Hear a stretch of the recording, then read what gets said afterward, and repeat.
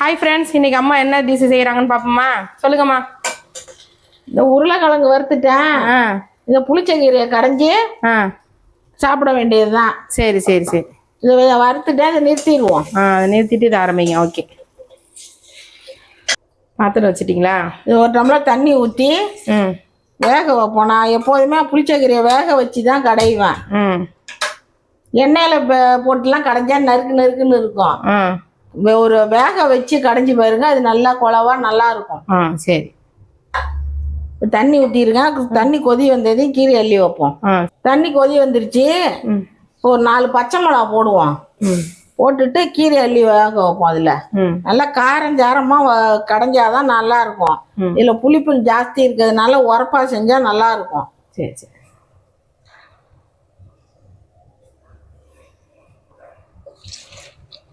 ரெண்டு 3 நாளைக்கு வச்சு சாப்பிடலாம்.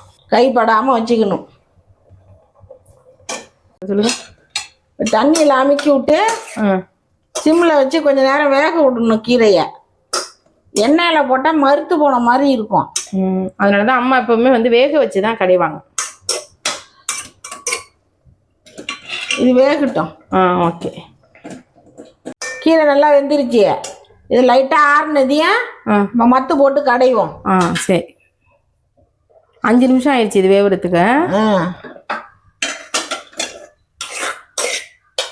இப்போ நல்லா கை பொறுக்கிற அளவுக்கு ஆறிடுச்சு. இப்போ கல் உப்பை போட்டுக்குவோம். கல் உப்பை போட்டு மத்து வச்சு கடைவோம்.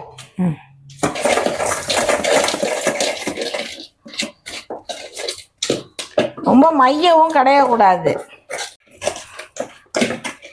மண் சட்டியில் கடைஞ்சா நல்லா சீக்கிரம் கடைஞ்சிடலாம். இது அலுமினியங்கனால கொஞ்சம் வளன்னு இருக்கு, கொஞ்சம் லேட் ஆகும்.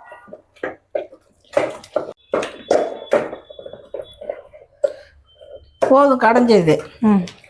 ரொம்பவும் நெய்யை கிடையாதீங்க, மருந்து வாசம் அடிக்கும். கொஞ்சம் திப்பி திப்பியாக இருந்தால் கொஞ்சம் டேஸ்ட்டாக இருக்கும். இப்போ இதை தாளிச்சிடுவோம்.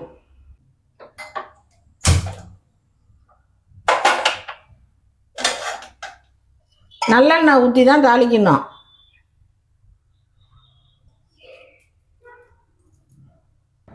இப்போ வடகம் போட்டுக்கலாம்.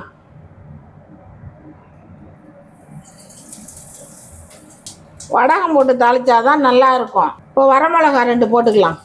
நல்லா காரமாக போட்டிருக்க மிளகாலாம் நீங்கள் உங்கள் காரத்துக்கு தகுந்த மாதிரி போட்டுக்கோங்க. இப்போ மிளகா இதெல்லாம் வெடிச்சிருச்சு. இப்போ வெங்காயம் போட்டுக்கலாம், சின்ன வெங்காயம்.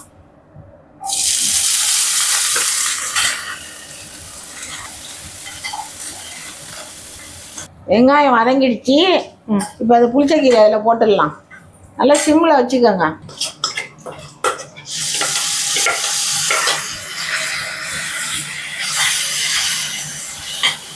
இந்த கடைஞ்ச இனத்துலேயே கொஞ்சம் தண்ணி ஊற்றி அலசி ஊற்றிக்கோங்க. அதுலேயே அவ்வளோ கீரை இருக்கு. கடைஞ்சி கரண்டியால் தானே வலிச்சான்.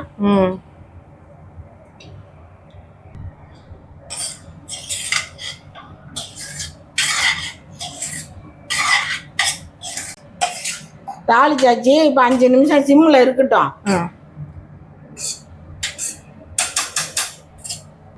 பிரஷத்தை மூடி வைப்போம். 5 minutes later.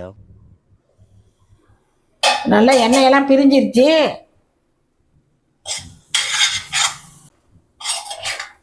புளிச்சக்கீரை கடையில் ரெடி. சூப்பராக இருக்கு. ஆஃப் பண்ணிடலாம்.